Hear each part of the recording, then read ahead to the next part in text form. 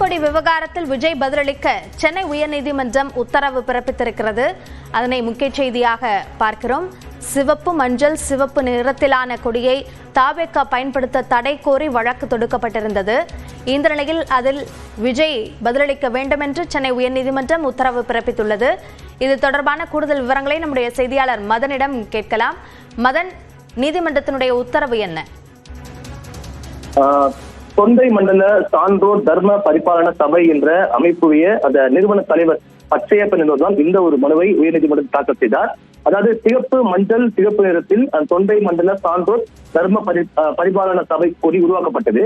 ஏற்கனவே தமிழக அரசு பதிவுத்துறையில் இந்த சபையின் வர்த்தக முத்திரையாக கடந்த 2023 நவம்பர் மாதம் பதிவு செய்யப்பட்டு அதற்கான சான்றிதழும் பெறப்பட்டு விட்டது.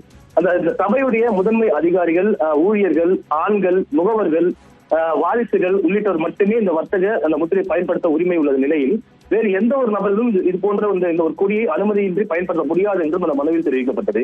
ஆனால் சமீபத்தில் நடிகர் விஜய் தொடங்கிய அந்த தமிழக வெற்றி கழகத்தின் கொடியில் இதே நிறத்தில் கொண்டுள்ளதால் அந்த கொடியை பயன்படுத்த தடை விதிக்க வேண்டும் என்று இந்த மனுவில் தெரிவிக்கப்பட்டது. இந்த மனுதான் தற்போது நீதிபதி செந்தில்குமார் ராமமூர்த்தி முன்பு விசாரிக்க வந்தது. அப்போது ஒரு வர்த்தக முத்திரை என்பது சரக்குகளுக்கு மட்டும்தான் தானே பொருந்துமே தவிர எப்படி அரசியல் கட்சியின் கொடிக்கு பொருந்தும் என்று நீதிபதி கேள்வி எழுப்பினார்.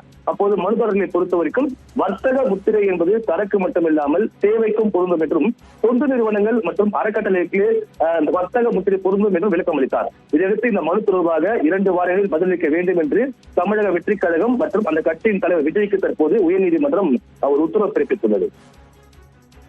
விரிவான விவரங்களுக்கு நன்றி மதன்.